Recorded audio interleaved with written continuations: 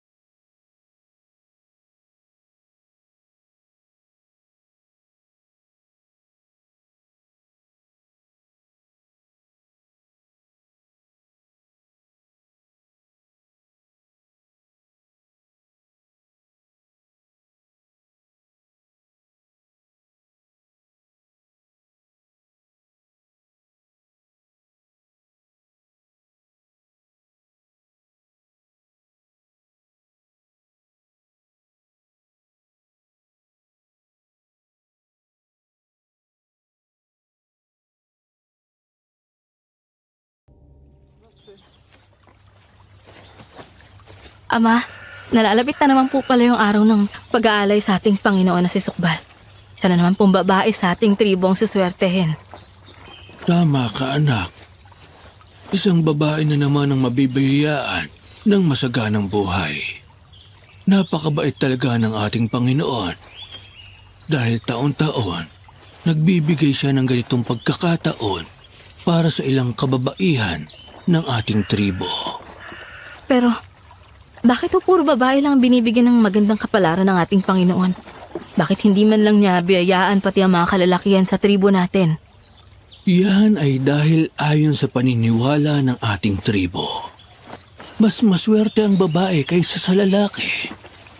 Dahil kapag sinuwerte ang isang babae sa tribo natin, babalik ang swerteng nakamit niya ng sobra-sobra pa sa ating komunidad. Kaya't ang ginagawa ng ating Panginoong Sukbal, taon-taon, nagbibigay siya ng swerte sa piling mga babae at ang kapalit ay masaganang buhay at pag-unlad ng ating tribo. Ang maswerteng babaeng pipiliin naman ng ating pandita na si Guyong upang bigyan ng biyaya ng ating Panginoon. Ano po bang kwalifikasyon ni Pandita Guyong sa pagpili ng babae na bibigyan ng swerte? Wala namang ibang kwalifikasyon ang kailangan, anak. Ang kailangan lang, ang babae ay isang birhen. Birhen, Ama? Bakit po kailangan birhen? Ibig sabihin, hindi pwedeng swertehin ng mga babaeng may asawa o biyuda na? Dapat daw kasi ay malinis pa ang babae na ihaharap sa ating Panginoon bago ito bigyan ng biyaya. Kaya't birhen o wala pang karanasan ng kailangan, anak. Sana naman po ang mamapili ako ni Pandita na mabigyan ng swerte. Maganda sana yon, anak. Isang magandang oportunidad para sa iyo. Pero hindi ko yata kakayanin na mahiwalay ka sa akin. Lahat ng mga napipiling babae na nabibigyan ng swerte ng ating Panginoon ay hindi na nakababalik pa rito. Hindi na rin sila nakikita ng kanilang pamilya. Bakit po? Kawawa naman po yung pamilya ng mga babaeng sinwerte. Hindi na nila nakikita yung mga anak, kapatid o kamag-anak nila. Ganoon talaga, anak. Ang sabi ni Pandita Guyong, yun ang malaking kapalit ng tinamong swerte ng sinumang babaeng mapipili. Pero hindi naman kumontra ang mga pamilya ng mga babaeng nakatanggap ng swerte. Ang mahalaga, nabiyayaan ng swerte ang kanilang kaanak. Dahil yun ay espesyal na biyaya na ibinigay ng ating Panginoon. Pero kung ako ang tatanungin, ayokong ikaw ang mapili, anak. Ayokong mawalay ka sa akin. Kayo talaga?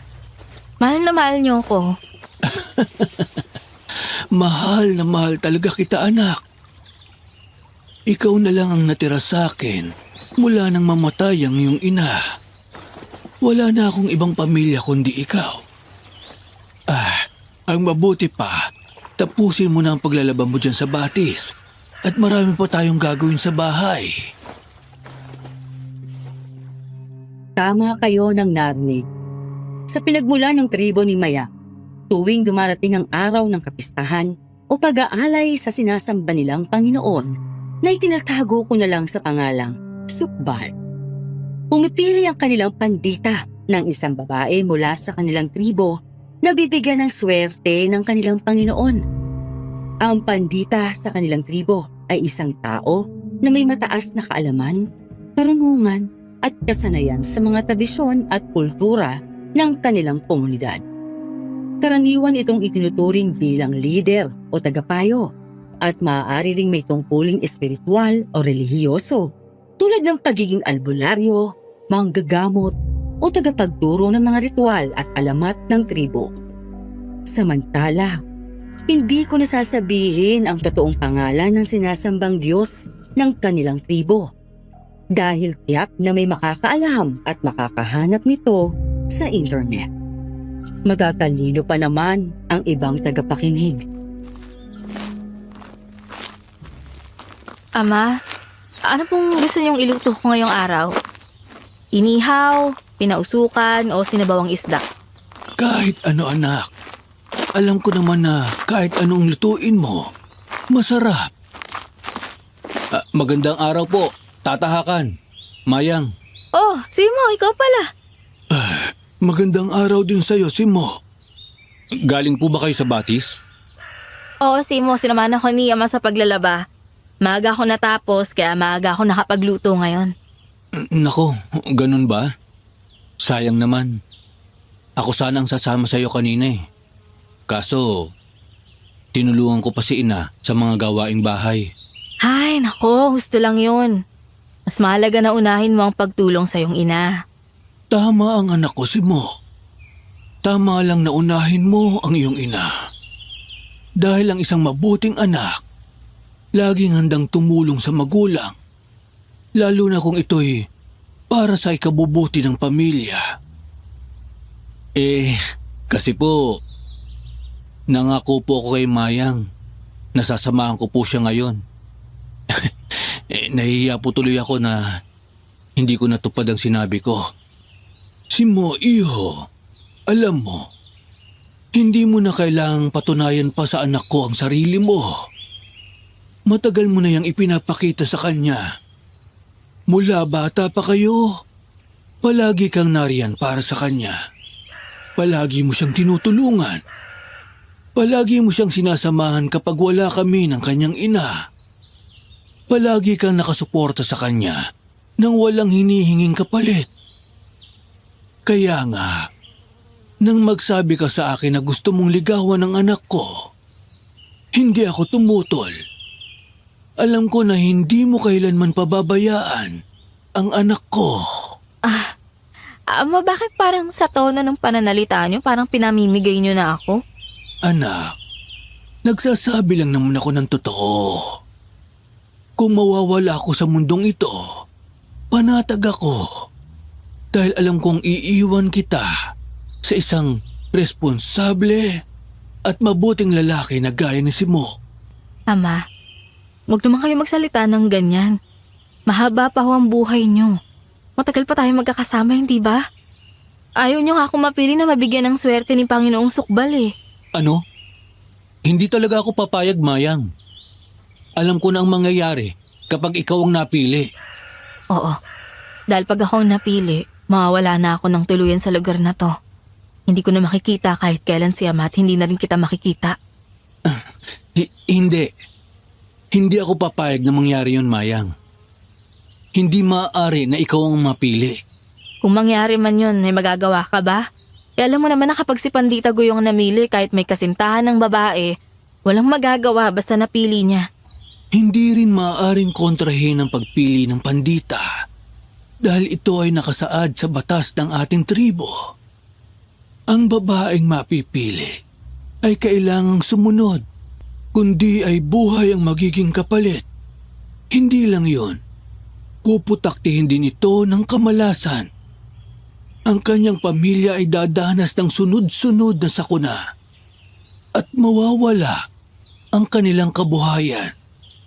Kaya't kahit gaano pa man siya tumutol, kailangan niyang tanggapin ang kanyang kapalaran. Ito ay hindi lamang tungkulin. Ito ay sagradong utos mula sa ating Panginoon. Sa sinabi ng ama ni Mayang na si Tata Hakan, biglang bumagsak ang balikat ni Simo. Bakit pa kasi kailangan gawin ang pagpili na yan tuwing sasapit ang pag-aalay? Magpakasal na kaya tayo, Mayang? Para hindi ka na mapili ni Pandita Guyong. Simo, hindi pa ako handang magpakasal. Alam mo naman yun, di ba? Marami pa akong gustong gawin. Gusto ko munang matupad yung mga pangarap ko para sa sarili at sa pamilya ko. Gusto ko makapag-aral. Makita ang mundo sa labas ng ating nayon. Hindi ko pa kayang itali ang sarili ko sa isang bagay na hindi ko pa lubos na naiintindihan. Lalo na kung kasal ang pag-uusapan natin. Kung yun lang ang paraan para hindi ikaw ang mapili, para bigyan ng swerte ng Panginoong Sukbal, gagawin ko. Dahil ayoko mawala ka sa akin, Mayang. Mahal na mahal kita. At hindi ko kakayanin kapag nawala ka. Pero si Mo, hindi naman sigurado na ako'y mapipili ngayong taon eh. Maraming mas magagandang dalaga sa tribo natin at siguradong isa sa kanilang mapipili. Hindi tayo nakasisiguro dyan, Mayang. Naalala mo ba sina Uro at Talisa? Yung magkasintahan nating kababata?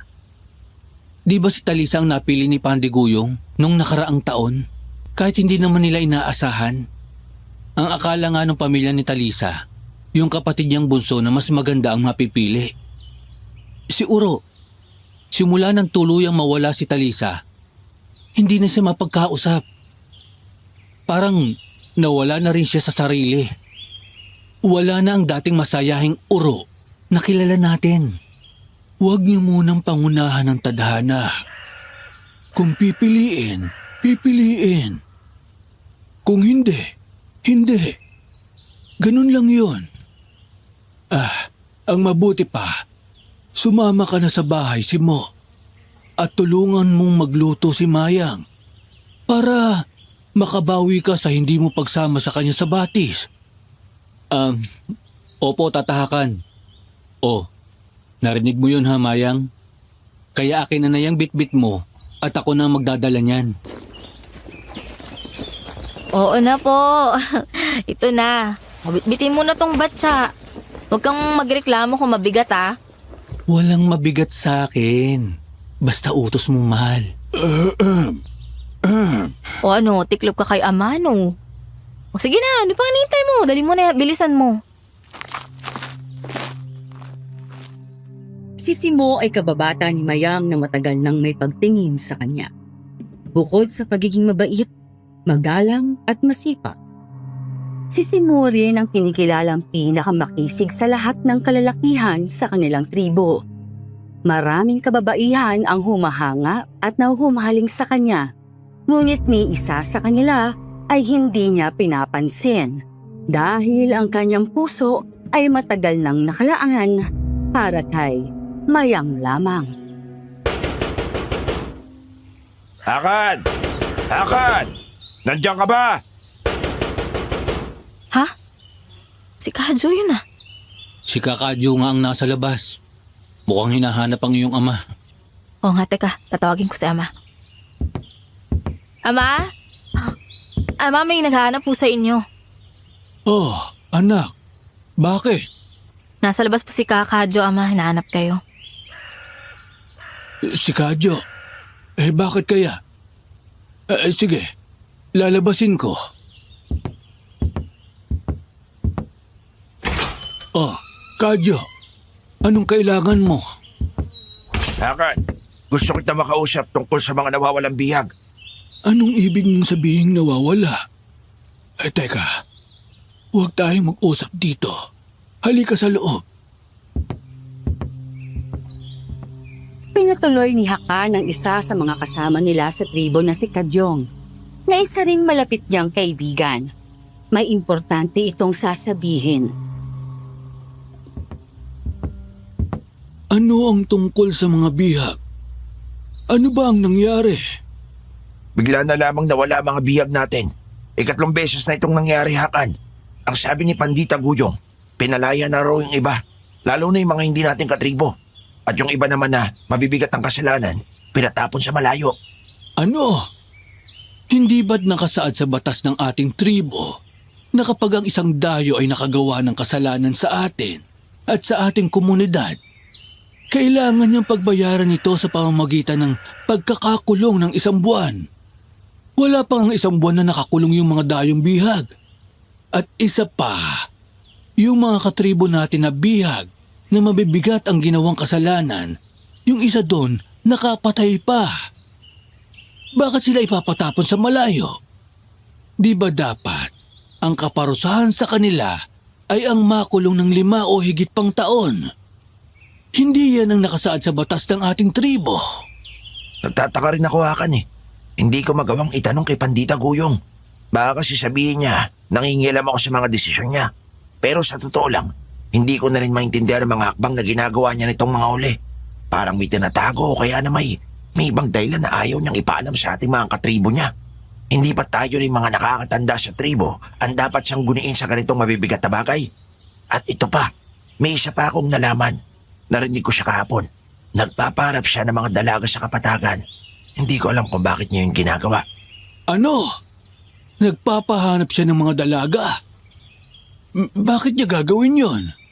Hindi kaya para sa gagawing pag-aalay? Di ba dapat sa ating tribo mong gagaling ang maswerteng bibigyan ng biyaya ng Panginoong Sukbal? Hindi ko rin alam. At yun nga rin ang pinagtataka ko. Ano bang kailangan niya sa mga dalagang pinakukuha niya sa kapatagan? Hindi ba't labag na yun sa ating batas? Bawal tayong kumuha ng mga tao mula sa ibang teritoryo o lugar. Oo. Dahil ang tribo natin ay naniniwala sa pagkakapantay-pantay. Ang ating tribo ay naniniwala na ang lupa, nasasakupan, at mga tao ay tinuturing na sagrado. Kaya ang pagkuha ng isang tao mula sa ibang tribo, lalo na kung walang pahintulot, ay itinuturing na paglabag sa teritoryo, pagdukot o pang-aalipin. Maaari rin itong magsimula ng alitan o gera. Ibig sabihin, maaaring nilalabag ni Pandita Guyong ang batas ng ating tribo? Ayoko munang isipin yan, Kadyo. Matagal na nating kilala si Pandi Guyong. Ilang beses na niyang napatunayan ang kanyang kakayahan sa pagpapanatili ng ating kultura, paniniwala at tradisyon.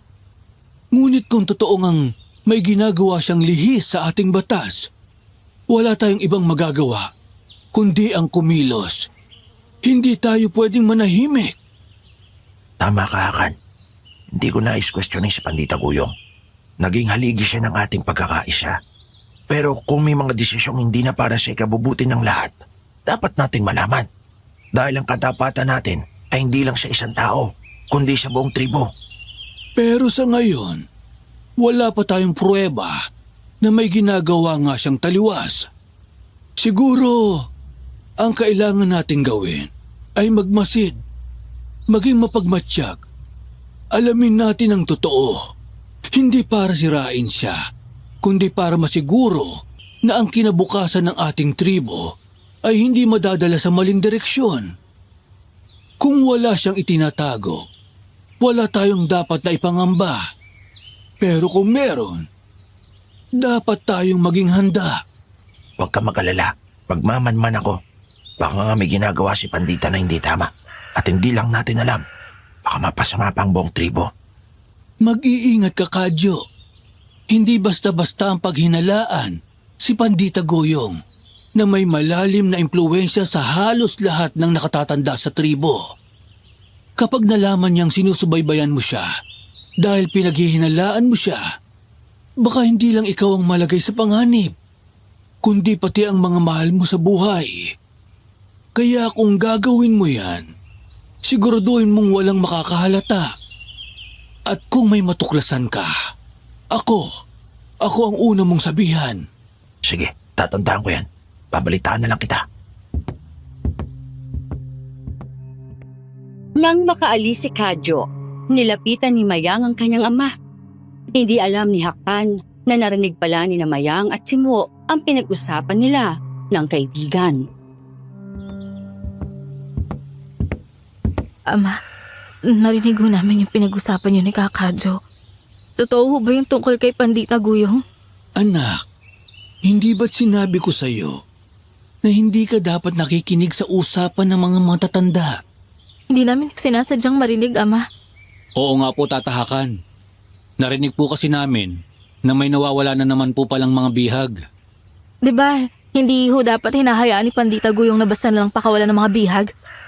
Tungkulin niya yon, lalo na't siyang tumatayong leader ng buong tribo.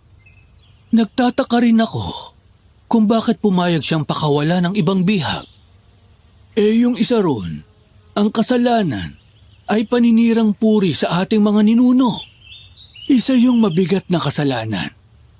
Kaya nga, palihim na mag-iimbestiga si Kadyo para malaman natin kung ano ba talaga ang nangyayari. Lalo na't sinabi rin niya na kumukuha si Pandita Guyong ng mga dalaga mula sa kapatagan. Yung tungkol sa mga dalagang kinukuha, alam ko po ang tungkol dyan. Alam mo tungkol dun, Simo? Paano mo nalaman ang tungkol doon, Simo? Matagal na po nilang ginagawa yung tatahakan. Ang nagkwento po sa akin yan ay ang aking ina. Nakita raw niya mismo na may kasamang mga dalaga si Pandita Guyong, galing sa kapatagan. Dinala raw nila ang mga yon sa sagradong kuweba. Ano? Sa sagradong kuweba? Doon naninirahan ng ating Panginoong Sukbal. Walang sino man ang maaaring makapasok doon. Ipinagbabawal na ang lugar na yon dito sa atin. Kahit si Pandita Guyong ay hindi maaaring pumasok doon. Alam ko rin po yon, tatahakan. Sinabi lang po sa akin yun ni Ina noong nakaraang araw. Kung totoo ang sinasabi mo, anong dahilan at ginagawa yon ni Pandita Guyong? Ay, mas lalo tuloy ako nag-aalala. Baka may ginagawa siyang labag sa batas ng ating tribo. Palihim rin po ako magsisiyasat sa tatahakan. Malaki po ang respeto at pagmamahal ko sa ating tribo. Kaya kung may ginagawa man si Pandita Guyong na makakasira sa atin, kailangan na mapigilan yun. Simo, huwag ka na makialam dyan. Hayaan mo na si Ama magsiyasat tungkol dyan. Sila ang mas nakakatanda. Kilala mo ako, Mayang. Ang katapatan ko ay nasa ating tribo. Yan ang itinuro sa akin ng aking yumaong ama. Hindi uubra sa akin ang mga maling gawain. Kung kailangan kong tumindig para sa ikabubuti ng lahat, gagawin ko. Naiintindihan kita, Simo. Pareho tayo ng pinaniniwalaan. Tama ka ng piniling lalaki, anak. Hindi lang matapang itong si Simo. May paninindigan siya. Ama, pinalalaki mo naman ang ulo ng lalaking yan eh. Ang iyong ama na nagsabi na tama ang pinili mong lalaki. Kaya swerte mo talaga sa akin. Tama na muna yan. Ang mahalaga ngayon, malaman natin ang totoo. Hindi ba't palagi nagbibigay ng ulam ang iyong ina kay Pandita Guyong, Simo? Tamang-tama. Gumawa ka ng paraan para ikaw mismo ang magbigay ng ulam sa kanya. Dalhin mo sa bahay niya. Malapit yun sa sagradong kuweba. Baka may malaman ka doon. Maaasahan ba kita, Simo? Maaasahan niyo po ako, tatahakan. Ako po ang bahala. Mabilis na isinakatuparan ni Simo ang kanyang plano. Kinagabihan, nadatnan niya ang kanyang inang si Sila na abala sa pagluluto ng masarap na ulam. Nilapitan niya ito at tinanong.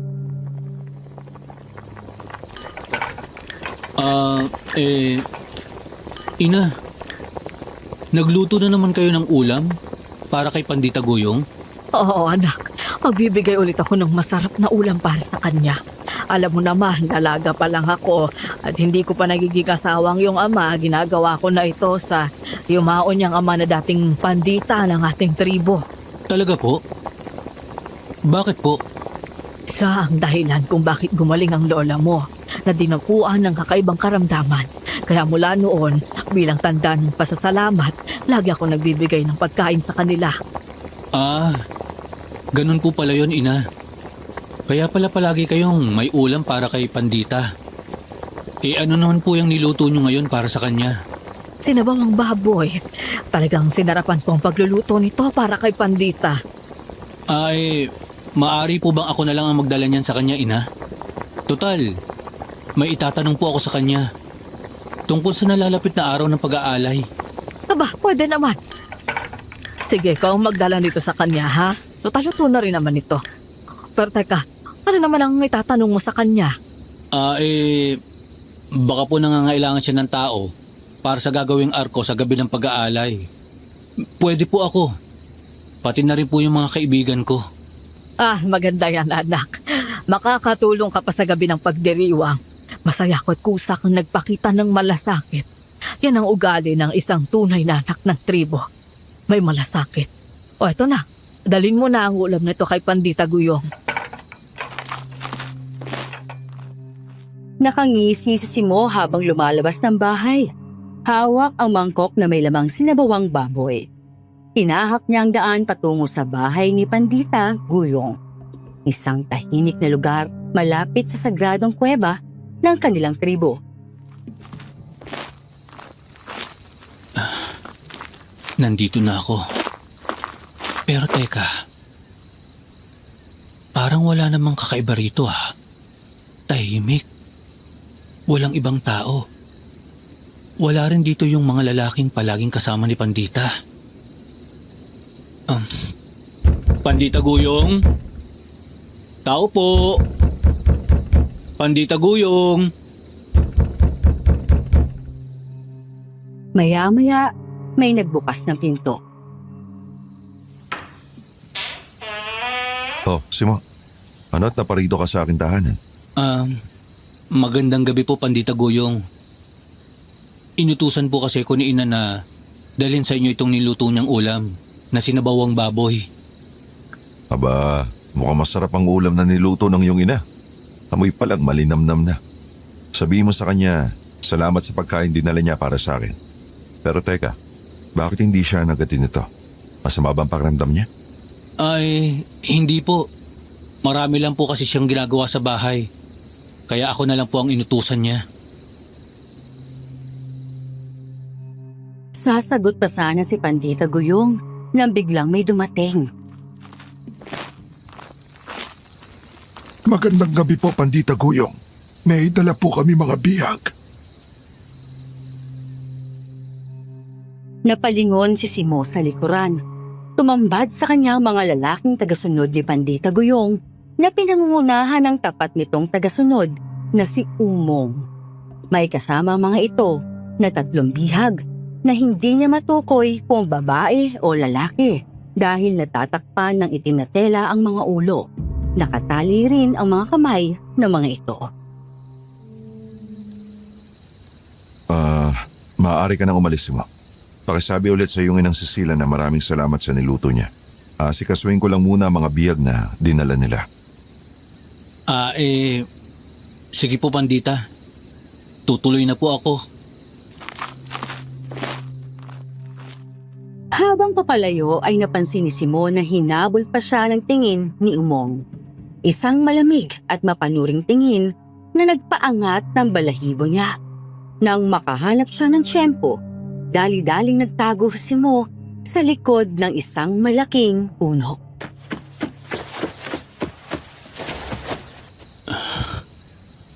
Hindi ko alam.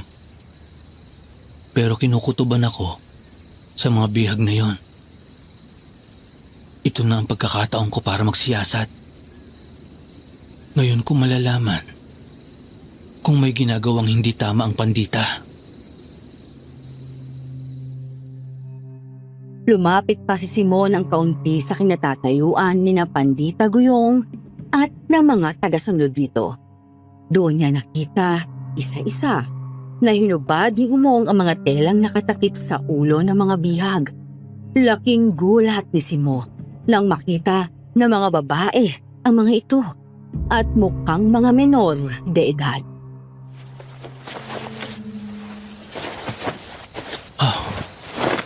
Mga babae. At mukhang mga bata pa. Ano kayang nagawang kasalanan ng mga yon? Mukhang hindi rin sila taga rito. Marahil, taga-Kapatagan. Maya-maya'y lumapit si Pandita Guyong sa mga bihag. Hinawakan ang ulo ng bawat isa at tila ba dinadasala ng mga ito. May mga salitang lumalabas sa bibig nito na hindi maunawaan ni Simo. Hindi yon ang katutubong wika ng kanilang tribo. Malalim yon at kakaiba. Tila isang banyagang wikang hindi pa niya kailanman narinig.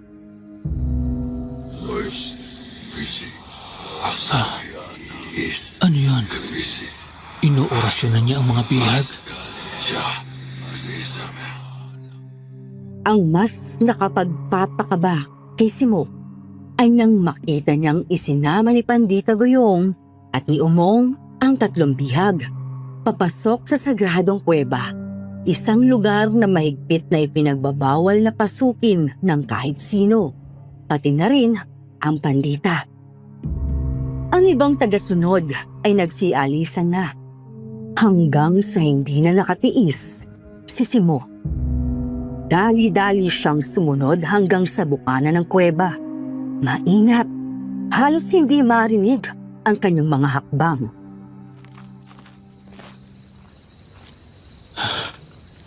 May ginagawang mali si Pandita Guyong.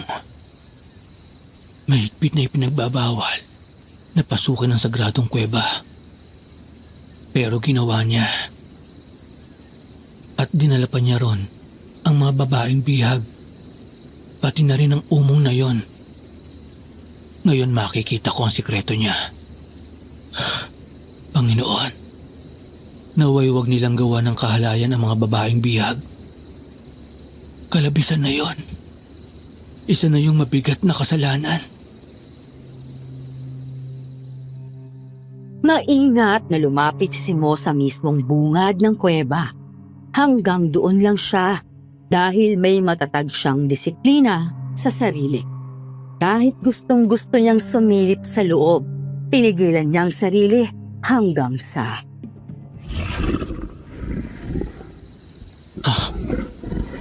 Ano yun? Parang isang mabangis na hayop. At di nagtagal, umalingaw-ngawang nakakakilabot na sigaw ng mga babae mula sa loob ng kuweba, kasabay ng mabangis na pag-angil ng nilalang na nasa loob.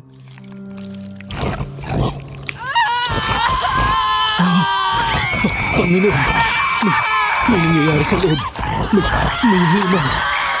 May halimaw sa loob. May halimaw. Napaatras si Simo. Hindi na siya nagdalawang isip. Kailangan na niyang umalis sa lugar na yon. Gulong-gulong kanyang isipan.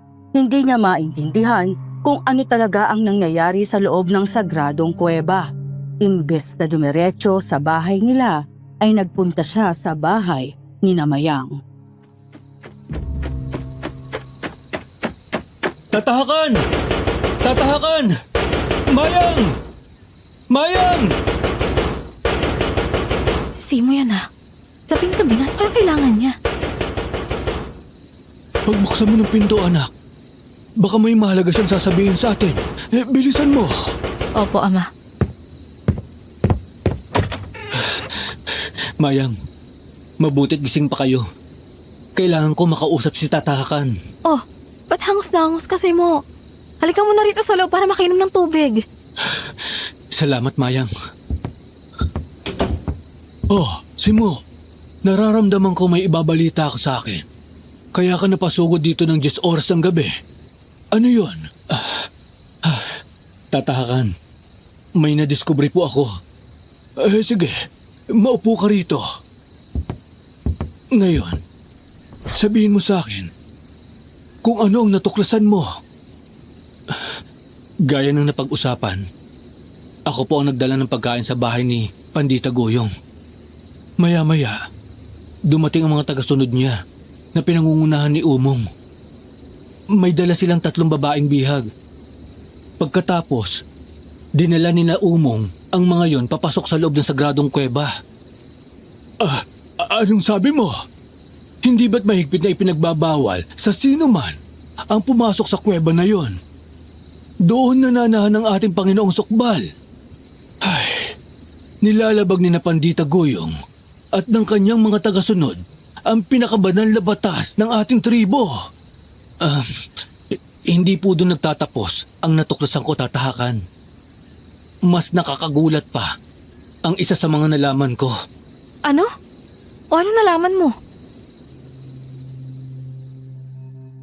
Napatingin sina Simo at Hakan kay Mayang nang makita nila ito na nakatayo sa harap nila. Bit-bit ang isang basong tubig na inilapag sa mesa. Magsalita kasi mo. Ano pa ang nalaman mo? May halimaw po sa loob ng kuweba. Ano? Halimaw? Totoo ba yung sinasabi mo?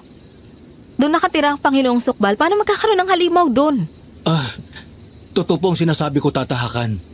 May halimaw sa loob ng sagradong kuweba. Narinig ko ang mga sigaw ng mga babaeng bihag. At ang nakakakilabot na pag-angil ng aswang. Sa tingin ko, nilapa nung halimaw yung mga babae. Paanong magkakaroon ng halimaw doon? Pwera na lang kung may inililihim si Pandita Guyong sa buong tribo. Kung totoo yon, nanganib tayo. Pati ang buong tribo, Ama. Ano gagawin natin? Hindi tayo maaaring magpadalos-dalos. Kailangan natin ng konkretong ebidensya para mapatunayan ang sinasabi mo, Simo. Bukas ng gabi, pupuntahan natin ang kuweba. Titignan natin mismo kung totoo nga ang narinig mo. Ipapaalam ko rin ito kina Kadyo at sa iba pang pinagkakatiwalaan ko rito sa tribo. Pero Ama, handa po ba talaga kayong suwayin ang batas ng ating tribo? Mas gugustuhin ko ng sumalungat kaysa hayaang manganib ang buong tribo. Kung hindi na kayo mapipigilan, mag-ingat kayo ni Simo, Ama. Hindi mo na kailangang sabihin pa yan, Mayang. Iingatan ko talaga ang sarili ko. Para sa'yo. Tama na yan. Mas mabuting umuwi ka na, Simo. At huwag na huwag mong ipagsasabi ang mga nakita at narinig mo. Lalo na sa iyong ina. Alam mo namang panatiko siya ni Pandita. Makakaasa po kayo, tatahakan. Wala akong pagsasabihan na kahit sino. Kinaumagahan, pinuntahan ni Hakan ang bahay ng kaibigan niyang si Kadyo upang ibalita ang natuklasan ni Simo. Ngunit, nawawala raw si Kadyo ayon sa asawa niya. Mula pa nang umalis siya kahapon ng hapon, hindi na raw siya nakabalik. Kinakabahan ho ako. Hindi ho kaya may kinalaman ng pagkawala ni Kakadyo sa lihim niyang pag-iimbestiga kay Pandita Guyong? Baka nahuli siya ni Pandita Guyong habang nagmamatsyag. At baka may masama nang ginawa sa kanya. Baka pinalapa na siya sa halimaw na nasa loob ng kuweba. Ay, nakababahala na ito. Mamaya ay tutuloy tayo sa kuweba, Simo. Kahit anong mangyari, kailangan nating malaman ang totoo. Nakahanda po ako, tatahakan. Hindi ko man alam ang naghihintay sa atin sa loob ng kuweba. Hindi ako uurong. Sapagkat kung hindi tayo kikilos, sino pa? Kung may mga buhay na nanganganib, hindi tayo dapat manahimik. kinagabihan, itinuloy nila ang balak na pasukin ang sagradong kuweba. Kasama nila ang ilan sa mga matatanda sa tribo na kaibigan ni Hakan, habang abala si Pandita Guyong at ang mga tagasunod nito sa paghahanda para sa nalalapit na pag-aalay. Walang gagawa ng kahit anong ingay, mga kasama, upang walang makahalata sa gagawin natin. Simo, wala nang atrasan ito. Aaminin ko po, kinakabahan po ako, tatahakan. Pero hindi ako pwede magkamali. May halimaw talaga dyan sa loob. Ay, alam ko. Kaya nga, nagbaon tayo ng mga sandata at pangontra. Kung sakaling totoo nga na may halimaw, sana'y patawarin tayo ng ating Panginoong Sukbal sa gagawin nating ito. Ngayon pa lang, humingi na tayo ng tawad sa pagpasok sa kanyang sagradong tahanan. Ginagawa lang naman natin ito upang matiyak ang kaligtasan ng ating tribo. Nasa bungad pa lang sila ng kuweba nang may marinig silang boses mula sa loob. Panginoon, ito na po ang aming alay ngayong gabi. Bukod pa po yan sa dadali namin sa iyo sa araw ng pag-aalay. Si Pandita Guyong yun ah. At ano yun? Kinakausap niya ang ating Panginoon. At anong ibig niyang sabihin na nag-aalay siya? Kahit hindi pa araw ng pag-aalay. Malalaman natin yan. Tara, mga kasama. Pagpasok nila sa kuweba, agad nilang nakita na may liwanag na nagmumula sa di kalayuan. Tatahakan. Ayun, may liwanag doon. Shhh! Hinaan mo ang boses mo at baka marinig tayo. Tara, lapitan natin. Dahan-dahan silang lumapit sa pinanggagalingan ng liwanag. Maya-maya ay tumambad sa kanila ang mga pamilyar na mukha. Si Pandita Guyong at ang pinagkakatiwalaan nitong tagasunod na si Umong. Nanlaki din ang kanilang mga mata sa nakita nilang kakaibang nilalang.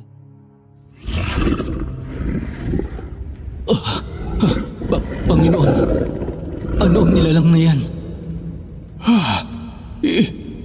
Isa yang aswang.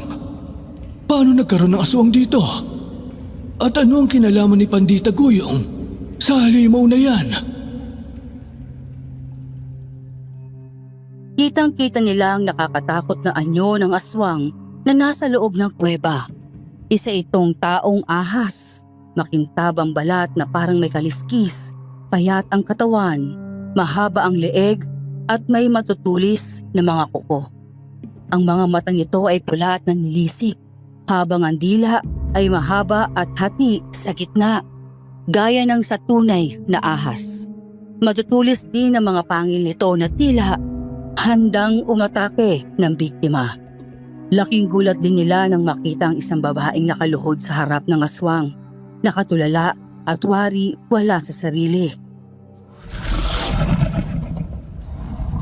Panginoong Sukbal, sana'y magustuhan ninyo ang inihanda naming hapunan para sa iyo. Huwag kayong mag-alala. Marami pa pong paparating. Lalo na kapag dumating na ang araw ng pag-aalay.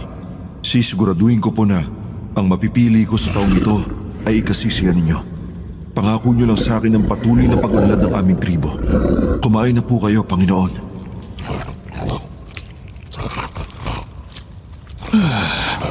Hindi ko inakala na kayang gawin ni Pandita Guyong ang ganitong kadimonyuhan. Bakit niya tinatawag na Panginoong Sukbal ang halimaw na yan? Saan ang galing ang nilalang na yan? May ginagawa palang kasamaan si Pandita Guyong. Tatahakan. Napakalaking kasalanan nito sa tribo natin. Nag-aalay sila ng tao para gawing pagkain ng halimaw na yan. At yun din pala ang ginagawa nila kapag sumasapit ang pag-aalay. Mga walang hiya sila. Matagal na kaya nila itong ginagawa? Kung matagal na nila itong ginagawa, ibig sabihin, hindi totoo na siniswerte ang mga nawawalang babae sa ating tribo. Hindi sila pinipili para bigyan ng biyaya. Pinipili sila para ialay sa halimaw na yan. Nanganganib ang ating mga kababaihan. Ano pong gagawin natin, Tatahakan? Hindi tayo basta susugod. Kailangan natin pagplanuhan ang ating hakbang. Hindi dapat matuloy ang pag-aalay. Tara na, umalis na tayo rito. Baka makita pa nila tayo. Hindi sila makapaniwala sa kanilang nasaksihan at natuklasan. Kumpirmado, may kasamaan ng ginagawa ang kanilang pandita. Pinaniwala sila nito na ang mga babaeng pinipili sa kanilang tribo ay maswerte dahil ang mga ito raw ang napili upang tumanggap ng biyaya mula sa kanilang itinuturing na Panginoon tuwing araw ng pag-aalay. Ngunit isa pala itong malaking kasinungalingan. Ang mga babaeng bigla na lamang nawawala na inakala nilang nabigyan ng magandang buhay ay inaalay pala sa aswang bilang pagkain. Ngunit paanong nangyaring ang aswang na yon ang siyang tinatawag nilang Panginoon at sinasamba ng kanilang tribo hanggang sa may biglang naalala si Hakan.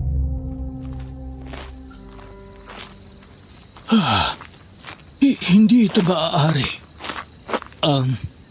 Bakit po, Tatahakan?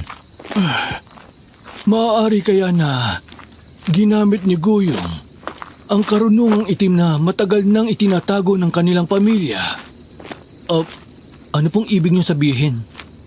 Ang dating pandita ng ating tribo na si dating pandita Turko, ang ama ni Guyong, ay isang mabuting pinuno at tagapayo sa ating komunidad noon. Isa rin siya sa aking matatapat na kaibigan. Ngunit ang hindi alam ng iba, ang kanilang pamilya ay may itinatagong madilim na lihim. Anong madilim na lihim yung tatahakan? Ang mga magulang ni dating pandita Turko ay may kakayahan na tumawag ng mga nilalang ng kadiliman mula sa ibang dimensyon. Totoo po bang sinasabi nyo? Ibig sabihin, mga kampon sila ng dilim? Ang kanilang pamilya ay may natatanging kakayahang makipag-ugnayan sa mga nilalang ng kadiliman mula sa kabilang mundo. Kaya rin nilang dalhin ang mga ito sa ating mundo upang maghasik ng lagim. Ngunit sa halip na gamitin ang kapangyarihan ng kasamaan, pinili nilang itago ito at protektahan ang ating tribo laban sa mga nilalang na yon. Isa itong mabigat na responsibilidad na ipinamana sa bawat henerasyon ng kanilang angkan. At kalaunan ay naipasa kay Turko. Ngunit nang siya'y pumanaw, hindi ko na alam kung kanino niya ito iniwan. Maaaring ipinagkatiwala niya ang karunungan kay Guyong upang ipagpatuloy ang pagtatago nito. Pero ginamit ito ni Guyong sa kasamaan. Kaya mayroong aswang ngayon dito sa atin. Siya ang tumawag sa aswang mula sa kabilang mundo, tatahakan, para maghasik ng lagim dito sa atin. At ang mas masahol pa, ginamit pa niya ang pangalan ni Panginoong Sukbal para isakatuparan ng masama niyang balak. Pinaniwala niya tayong lahat na swerte ang dala ng ating Panginoon sa tuwing sasapit ang pag-aalay. Yun pala ay sumpain siya ng ating Panginoon. Hindi tayo papayag na magpatuloy ang kasamaan niya. Kung ginamit niya ang pangalan ni Panginoong Sukbal sa kanyang baluktot na layunin, tungkulin natin ngayon na itama ang pagkakamaling yon. Ipapaalam natin sa buong tribo ang kanyang kataksilan. Tama po kayo, tatahakan. Hindi natin nahayaang marumihan ang pangalan ng ating Panginoon. At lalong hindi natin nahayaang lamunin ng kadiliman ang ating tribo. Pagdating nila sa bahay, nadatnan nilang nasa labas si Mayang. Kausap ang asawa ni Kadyo. Umiiyak ang babae kaya agad nila itong nilapitan. Halatang may hindi magandang nangyayari. Oh, Dinyang, bakit ka umiiyak? Anong nangyari? Ama, kung may masamang nangyari kay Kakadyo. Anong nangyari kay Kadyo, Mayang? May nakakita raw po ng mga damit ni Kakadyo sa kakauyan. Pero hindi nakita yung katawan niya. Nawawala siya. At may mga bakas ng dugo sa paligid. Parang may nangyaring masama sa kanya. Ano? Parang alam ko na kung sino ang may kagagawan nito. Ang mabuti pa mga kasama, ihatid niyo muna si Dinyang sa kanilang bahay. May pag-uusapan lang kami ni Namayang at Simo. Tandaan niyo, wala munang makakaalam nang natuklasan natin ngayong gabi. Pagplaplanuhan muna natin kung ano ang susunod nating hakbang. Dinyang, huwag kang mag-alala. Gagawa kami ng paraan upang mahanap ang iyong asawa. Nang makaalis na ang kanilang mga kasama, dali-dali silang pumasok sa loob ng bahay para kausapin si Mayang. Anak, may mahalaga tayong pag-uusapan. Mukhang seryoso ho yan ah. Ano pong nangyari sa pag-iimbestiga niyo? May karimari-ma rin kaming natuklasan doon sa kuweba, Mayang. Ha? Anong ibig niyo sabihin? Maupo ka na muna, anak. Importante ang sasabihin namin sa'yo. Ama, kinakabahan ako. Tungkol saan ba to? May natuklasan kami, anak. Tama ang hinala namin. May ginagawang kasamaan si Pandita Guyong. Niloloko niya tayo at ang ating mga katribo. Paano niloloko? Nagtatago siya ng aswang sa kuweba, Mayang. Ano? Aswang? Paano nangyari yun? Pinaniwala niya tayong lahat na ang mga babaeng pinipili niya para sa pag-aalay ay nagiging maganda ang buhay, kaya bigla na lang nawawala. Pero ang totoo, ang mga babae ay ginagawa niyang alay at ipinakakain sa aswang na tinawag niya mula sa kabilang mundo. Malakas din ang kutob kung may kinalaman siya sa pagkawala ni Kadyo. Baka nahalata ni Pandita Guyong na lihim siyang iniimbestigahan nito. Kaya inunahan niya na si Kadyo. Maaaring pinatahimik niya si Kadyo bago pa ito magsiwalat ng katotohanan. Maaaring ipinakain na rin ni Pandita Guyong si Kadyo sa aswang. Malaking posibilidad na mangyari yun, Simo. Kaya siya bigla na lang nawala dahil nadiskubre niya ang lihim ni Pandita Guyong. At ngayon, ang kinatatakutan ko, baka hindi lang si Kadyo ang biktima. Baka marami nang nauna sa kanya na hindi natin alam. Ibig sabihin, bawat taon, bawat babaeng pinili niya para sa pag-aalay, lahat sila ay pinain sa halimaw na yun? Ganun na nga, Mayang. Hindi nila natanggap ang biyaya, kundi kamatayan. Isang bangungot na binalit ng kasinungalingang sinasabing kalooban daw ng Panginoong Sukbal. Hindi makapaniwala si Mayang sa mga narinig. Para bang gumuho ang mundong ginagalawan niya. Ipinaliwanag ni Hakan sa kanyang anak kung paano nagkaroon ng aswang sa kanilang komunidad at ang lihim na matagal nang itinatago sa kanila. Hindi manguya ng kanyang isip ang katotohanang ibinunyag ng kanyang ama at ni Simo. Pero bakit niya ginagawa yun? Bakit niya pinagtatak sila ng tribo natin? Walang kapatawaran ng ganong kasamaan. Hindi natin siya hahayaan na ipagpatuloy ang baluktot niyang gawain. Plano namin ni Simo na isiwalat ang totoo niyang pagkatao sa mismong araw ng pag-aalay. Ama, kailangan din nating malaman kung sino ang pipiliin ni Pandita Guyong para sa nalalapit na pag-aalay. Kailangan mailigtas natin ang susunod niyang pipiliin. Ang tanong, sino kaya ang pipiliin niya? Bukas na ang araw ng pagpili. Paano kung ang susunod niyang mapili ay isa sa mga taong malapit sa atin? Paano kung... Hindi namin nahayaang mangyari yun, anak. Kung yan ang kinatatakutan mo, magkakamatayan muna kami bago pa nila magawa yun. Mas lalong hindi ako papayag, Mayang. Magkakaalaman kami ni Pandita Guyong kapag nagkataon.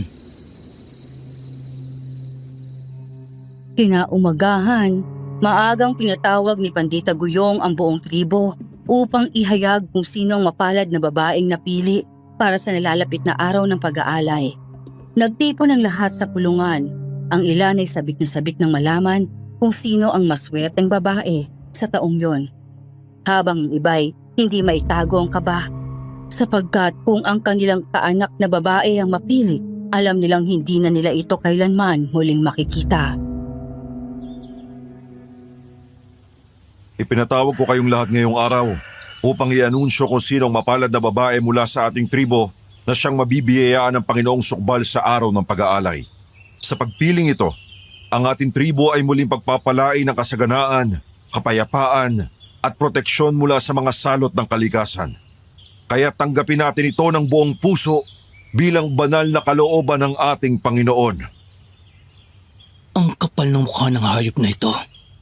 Akala mo, talagang may malasakit sa tribo natin. Pero ang totoo, isa siyang demonyo. Ginagamit lang niya ang pangalan ni Panginoong Sukbal para pagtakpan ang sarili niyang kasalanan. Hinahan mo yung boses mo, Simo. Baka may makarinig sa'yo. Pasensya na, Mayang. Pero hindi ko na talaga mapigilan ang galit ko sa traitor na yan. Huminahon kasi mo. Huwag kang magpapahalata. Hindi na rin naman magtatagal ang kasinungalingang yan. Nakausap ko na ang ibang matatandang miyembro ng ating tribo. May plano na kami. At kailangan ko ang tulong mo doon. Makakaasa kayo sa akin, tatahakan. Tutulong ako sa abot ng aking makakaya. Ang maswerteng babae na aking napili para sa pag-aalay ngayong taon ay walang iba kundi si Mayang, ang anak ni Hakan. Laking gulat ni Hakan, Mayang at Simo sa mga salitang binitiwan ni Pandita Goyong. Para kay Mayang, tila siya'y binuhusan ng malamig na tubig. Hindi siya makapaniwala sa kanyang narinig. Ano? Ako? Ano? Bakit ang anak ko? Hindi ako papayag sa gusto mo, Pandita Goyong! Napatingin sa kanila ang buong tribo. Kita sa mga mata ng bawat isang gulat, pagtataka at kaba. Samantala, hindi maikakailang dismaya na unti-unting sumilay sa mukha ni Pandita Goyong. Tinatanggihan niyo ba ang biyayang ibibigay ng ating Panginoong Sukbal? Oo! Dahil isa kang sinungaling! Isa kang mangloloko! Wala kang karapatang pagsalitaan ng ganyan ang ating pandita. Tumahimik ka, Umong! Kasabwat ka rin sa masamang gawain ni Pandita Goyong. Ilang inosente na ang nawala dahil sa inyong kasinungalingan. At ngayon, gusto niyo pang dagdagan? Hindi na kami mananahimik. Panahon na para ilantad ang tunay niyong mukha sa harap ng buong tribo. Sa biglaang pagsisiwalat ni Simo, ay nagbulungan ng mga tao. Gumapang ang tensyon sa paligid. Nilakasan na ni Simo ang loob. Wala nang atrasan. Wala na silang pagpipilian, kundi ang ihayag ang katotohanan. Teka, ano pinagsasasabi mo, anak? Hindi mo na iginalang si Pandita Goyong. Isa siyang haligi ng ating tribo. Isang kalapastanganan ang ginagawa mo. Masamang tao siya, ina. May ginagawa siyang kalokohan. Pinagtataksilan niya ang tribo. Ano ang dahilan ng inyong mga paratang? Wala naman akong ginawang masama sa inyo para pagsalitaan niyo ako ng ganyan. Akala niyo ba patuloy niyo maloloko ang ating tribo? Nagkakamali kayo. Panahon na para malaman ng lahat ang katotohanan. Anong ibig mo sabihin? Bistado ka na, Pandita Goyong. Pinapalabas mong swerte ang babae mapipili sa taunang pag-aalay. At kunwari bibigyan ng biyaya ng Panginoong Sukbal. Pero ang totoo, gumagawa ka ng kawalang hiyaan. Mga kasama, hindi totoong nabibigyan ng biyaya ang mga babaeng nawawala sa ating tribo. Ipinapakain at ginagawang alay ni Pandita Goyong ang mga babae sa aswang na itinatago niya sa sagradong kuweba. Lalong lumakas ang bulungan ng mga tao sa narinig. May halong takot at pagdududa. Ang ilan ay nagtinginan, may mga matatandang napailing at ang iba na may napamura sa gulat. Agad namang umalma si Pandita Goyong. Anong pinagsasabi ninyo? Anong aswang? Anong klaseng paninira to, Hakan? Simo, bakit nyo itong ginagawa sa akin? Maniwala kayo sa amin, mga kasama.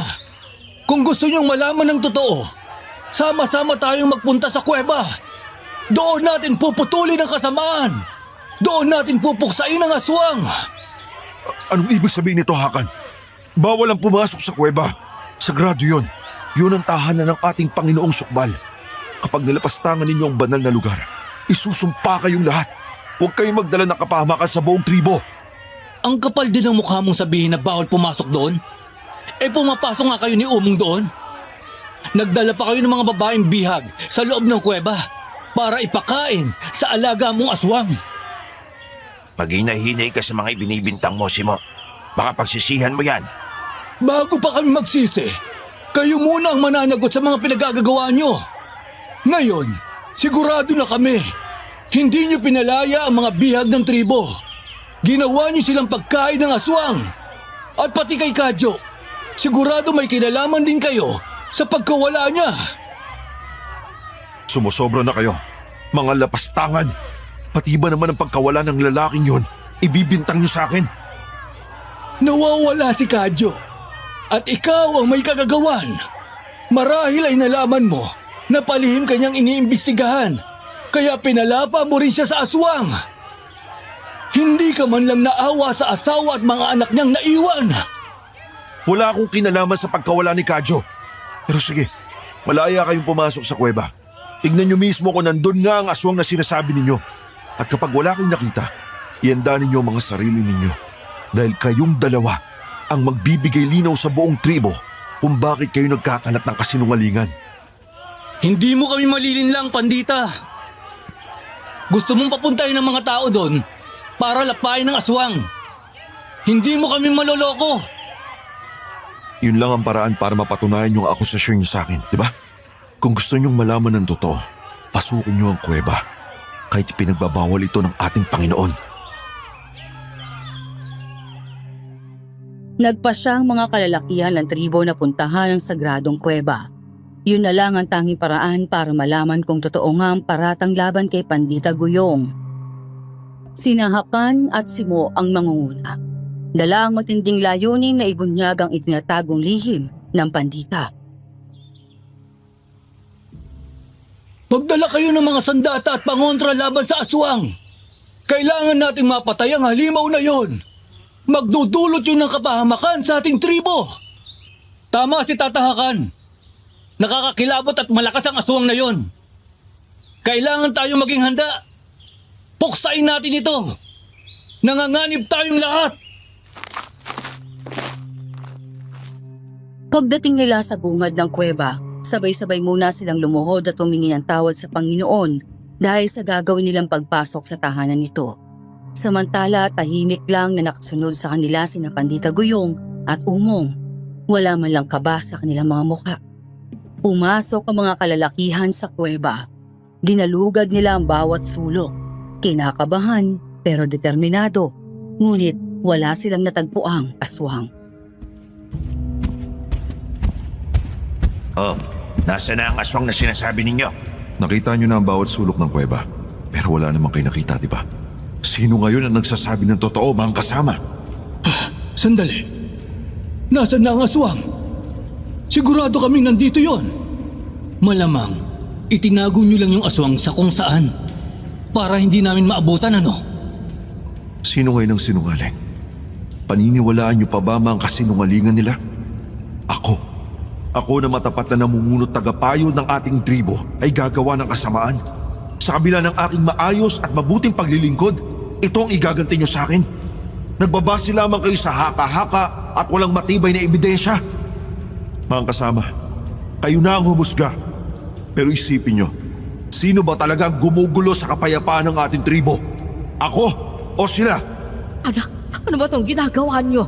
Bakit niyo sinisiraan si Pandita Guyong? Kilala natin ang kanyang pamilya, lalo na ang nasirang ama niya. Mabubuti silang tao. Ikaw naman, Hakan, bakit mo dinadamay ang anak ko sa paninira sa Pandita? Sila, nagsasabi kami ng totoo. Kitang-kita namin ni Simo at ng iba naming kasama ang aswang dito sa loob ng kuweba. At may kinalaman doon si Pandita Guyong. Sige nga, sino sa mga kasamahan natin ang nakakita sa aswang bukod sa inyo ni Simo? Mga kasama, hindi ba't nakita natin ang aswang dito sa kuweba? Ikaw, Gimo, kasama ka namin. At ikaw rin, Oka. Nasaksihan mo kung paano nilapan ng aswang ang babae sa loob ng kuweba. Teka lang. Bakit ni isa sa inyo ayaw magsalita? Lahat tayo, sama-sama nating nakita kung paano nilaman ng aswang na may mukhang taong ahas ang babae. Ano ngayon? Mananahimik na lang ba kayo? Nasa na mga kasama niyong nakakita ng aswang? Wala, di ba? Sinungaling kayong dalawa. Lahat ng sinasabi nila, puro kasinungalingan lang. Isang palabas para siraan ako at manggulo sa ating tribo. Walang hiya ka! Anong ginawa mo sa mga kasama namin? Anong sinabi mo sa kanila para hindi sila magsalita? Tinakot mo sila, ano? Huwag kayong matakot sa kanya. Sabihin niyo ang totoo. Hindi kayo nag-iisa. Kasama niyo kami. Kung patuloy kayo mananahimik, lalo lang lalakas ang loob ng tulad niya. Ito na ang panahon para tumayo tayo at ipaglaban ang katotohanan. Hindi sinungaling ang ama ko at si Simo. Matagal nang tapat sa ating tribo ang aking ama. Wala siyang dahilan para magsinungaling. Tumahimik ka, Maya. Huwag mong pagtakpan ang iyong ama. Nilason niya ang isip ng anak ko para siraan si Pandita Guyong. Maniwala ka, ina. Si Pandita Guyong ang masama, hindi si Tata Hakan.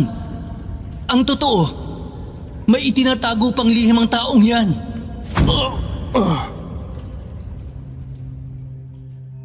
Hindi na naituloy ni Simo ang kanyang sasabihin dahil nawalan na siya ng malay.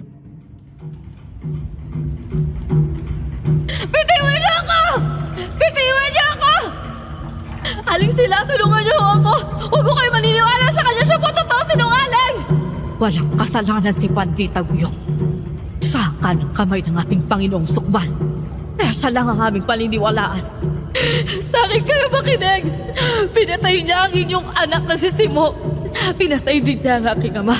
Siya ang tunay na masama. Siya ang hindi nagsasabi ng totoo, maniwala kayo. Ako ang paniwalaan niyo. Hindi ka na niya papakinggan dahil nasa ilalim na siya ng aking kapangyarihan. Tama nga sinabi sa akin ni Ama. Ginamit mo sa kasamahan ang tinatagong kaalaman ng pamilya mo. Ginamit mo ito para tawagin ang nilalang ng dilim na sinasabi mong Panginoon. Oo, tama ang iyong gunggong na ama. Ginamit ko nga ang itim na karunungan ng aking angkan. Hindi ko sinunod ang aking ama na itago ito dahil ginamit ko ito para tawagin mula sa kabilang mundo ang isang napakalakas na aswang. Isang aswang na magbibigay sa akin ng karangyaan at walang hanggang buhay. Hindi ako katulad ng aking ama. Mas gusto kong umunlad pa at magkaroon ng mahabang buhay na kanyang ipinangako sa akin. Kaya nakipagkasundo ko sa kanya. At ang kapalit, ang pag-aalay ng mga tao, lalo na ng mga babae na paborito niyang kainin. Napakasama mo! Wala kang konsensya, traitor ka! Ginamit mo pa ang Panginoong Sukbal at ginamit ang malinis niyang pangalan sa kawalang hiyaan mo! O di ba? Napaniwala ko kayong lahat na siya talaga ang Panginoong Sukbal? Ginamit ko lang ang paniniwala niyo sa inyong Panginoon para mas madali kayong mauto. Hindi kasi ako kasing tanga ng aking pamilya eh. Nasa akin na ang kapangyarihan. Papakawalan ko pa ba? At dahil sa pakikialam ng iyong ama at ni Simo, isusunod na kita sa kanila. At sa mga babaeng napili ko at sa mga biyag na nawawala, ipapakain din kita sa aswang. Wag! Wag! Habang hawak-hawak ng isang lalaking isang braso ni Mayang at hawak naman ni Umong ang kabila, pilit siyang hinihila ng dalawa papasok sa sagradong kuweba. Sa loob nito, isang nakapangingilabot na nilalang ang naghihintay, ang aswang na animoy taong ahas. Nakaupo ito sa bato at mukhang takam na sa susunod na biktima. Sa isang iglap, nagtagpo ang mga mata ni Mayang at ng aswang at sa puso niya ay sumiklab ang matinding takot.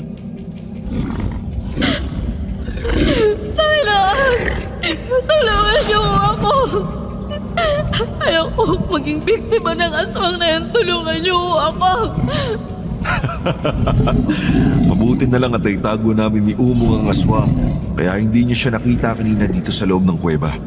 Pero ngayon, nandito na ulit siya. Gutom na siya at ikaw ang pagkain niya ngayon. Malapit ng sunggaba ng aswang si Mayang nang biglang Ang akala mo ba? Papayag kami na ipalapa mo sa halimaw na yan ang mahal ko? Nagkakamali ka! Hudas ka! napalingon ang lahat sa kanilang likuran at tumambad ang isang nakakagulat na tagpo. Si Simo na buhay. Kasama niya si Hakan at ilang matatapang na kalalakihan mula sa kanilang tribo. Ang akala mo siguro, natakot mo na ang lahat ng kasamahan namin, ano? Nagkakamali ka, Guyong! Hindi lahat natakot sa'yo! Ano? Di niyo ako sinunod? Mga walang hiya kayo. Bakit binuhay niyo pa ang dalawang yan? Di bang sabi ko sa inyo, dispatchayin niyo na yung mga yan dahil panira sila sa tribo natin? Hindi ba kayo natatakot na maparusahan ng ating Panginoon sa ginawa niyong pagtulong sa kanila? Hindi ka na nila pakikinggan, Guyong!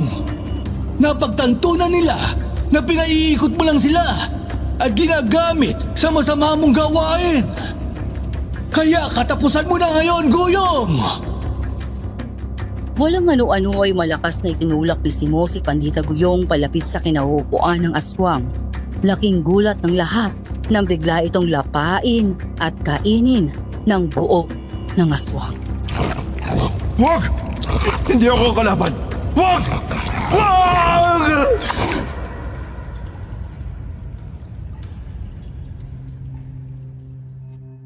Habang nilalamon ng aswang si Guyong, unti-unting nagbalik sa katinoan ng mga kasama nilang nawala sa sarili. Pati si Umong ay naguguluhan at halatang nagsisisi.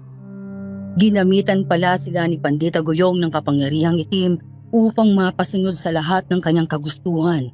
Maging ang ina na si Mo na si Aling Sila ay takang-taka sa mga pangyayari. Anong nangyari? Bakit tayo nandito sa loob ng kuweba? Pinagbabawal na lugar ito, hindi ba? Dahil dito ang tahanan ng ating Panginoong Sukbal. Teka, ano yan? Aswang! Aswang! Lumabas na tayong lahat! Mga kasama, bilisan nyo! Habang abala pa ang aswang sa pagkain kay Guyong! Akala ko napahamak na kayo ni Ama Simo. Sobrang nag-aalala ko sa inyo, buti na lang nakaligtas kayo. Oh, nandito na kami. Huwag ka na umiyak. At saka, tama bang narinig ko? Nag-aalala ka rin sa akin, Mayang. Siyempre naman mahal kita. Talaga? Ibig sabihin, pwede na tayo magpakasal? Hoy, Simo. Ang pagtuunan mo muna ng pansin ay kung paano tayo makakalabas ng ligtas sa kuweba na ito. Sa kanayang landian yun ng anak ko. Paglabas nilang lahat sa kuweba, laking gulat ni Mayang nang makitang nakahandang mga pampasabog. Nasa paligid ang ilang mga lalaking katribo, abala sa pag-aayos ng mga ito. Ama, ano yan, mga pampasabog? Isa yan sa mga plano namin ni Nasimo, anak. Ang pasabugin ng kuweba kung saan nagtatago ang aswang upang tuluyan na itong mapuksa. Nagtulong-tulong na ang buong tribo sa pag-aayos ng mga pampasabog at ilang saglit lang.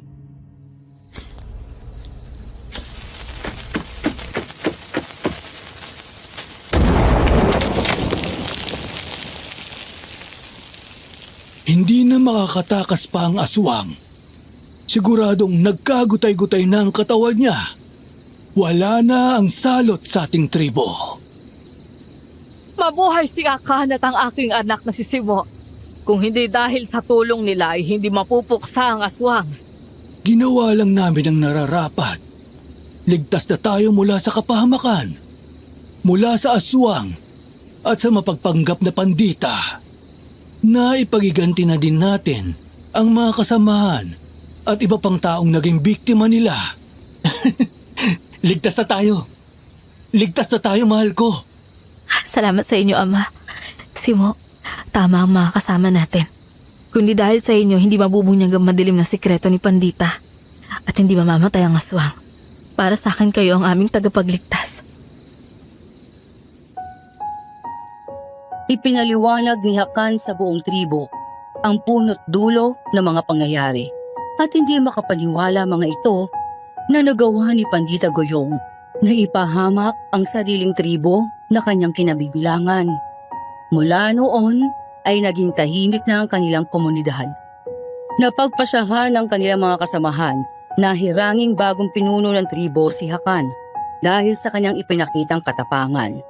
Pinuri rin si Simo dahil sa pagtulong nito kay Hakan na maisiwalat ang totoong kulay ng Pandita. Hindi nagtagal, ikinasal sina Mayang at Simo at bumuo ng isang masayang pamilya. Isa sa naging bunga ng kanilang pagmamahalan ay si Nanay Sita. Ang natutunan ko sa kwentong ito ay ang kahalagahan ng paninindigan na kapag nais mong itama ang mali, dapat mo itong ipaglaban ng buong tapang kahit gaano pa ito kapanganib. Dahil ang tunay na katapangan ay ang pagtindig para sa tama kahit ikaw na lamang ang natitirang lumalaban. Samantala, ipinangako ko kay Nanay Sita na hindi ko na uulitin ang ginawa kong pagkuha ng gamit nila. Kahit alam kong sa ibang pagkakataon ay magagawa ko ulit ito dahil sa aking kondisyon. pipiliin ko pa rin gumawa ng tama.